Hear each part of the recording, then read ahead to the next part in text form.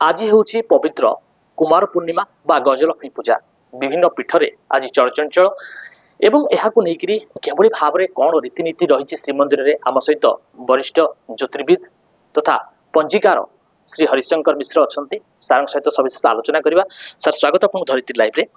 Sir जो गजलक्ष्मी पूजा कौन यार रही महत्व एवं श्रीमंदिर में केवली भाव में पालन करा खास कर जो द्वंद्व थी से द्वंद्व को नहीं कौन कहे आमर आश्विन मास पूर्णमी दिन लक्ष्मींकर जन्मदिन बोली निर्धारित करा जायछि। आम जो समुद्र मंथन होइथिला सेतबेले लक्ष्मी समुद्र आसीथिबा हेतु समुद्र कन्या बा क्षीराब्दी तनयार माँ बोली तांको कहा जाए। सेही लक्ष्मींकर आज पूजा करा जाए। लक्ष्मी होउछिन धन ऐश्वर्य एवं समृद्धिर प्रतीक। हाथी होउछि मध्य आमर धन एवं ऐश्वर्य समृद्धिर प्रतीक। तेणु गजारूढ़ अवस्था लक्ष्मी की पूजा कले घरे धन ऐश्वर्य एवं वैभव सहित शांति प्रतिष्ठा होता है बोली आमर गजलक्ष्मी पूजा पालन करा जाए।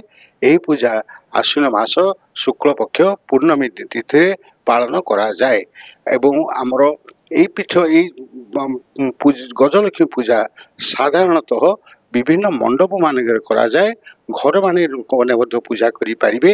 लक्ष्मी को आवाहन करी तांकर निजर गोटे आस्था न करी तांकु आवाहन सहित पवित्र भाव में गंगा जल एवं पंचामृत आदि सिंचन कर स्थान को पवित्र कर लक्ष्मी पूजा करें। लक्ष्मी पूजा जेहेतु लक्ष्मी पूजा धनर देवी सेहेतु आम ऐश्वर्य समृद्धि उभय तीन टाक पार्टी आम लक्ष्मी पूजा कर। आज हूँ गजलक्ष्मी पूजा और आज ता श्रीमंदिर पालन हेब केवल अलग प्रकार श्रीमंदिर आज जेहेतु कुमार पूर्णमी आज लक्ष्मी नारायण द्वितकाड़ा खेलिए। द्वितकाड़ा खेलला नारायण हारीजे। नारायण हारिया बेले माधव जाई 3 दिन पर्यंत लक्ष्मी पाखे बंधा पड़े। ये एक अनन्य परंपरा श्रीमंदिर रही जहाँकि केवल कुमार पूर्णिमा पालन करा जाए।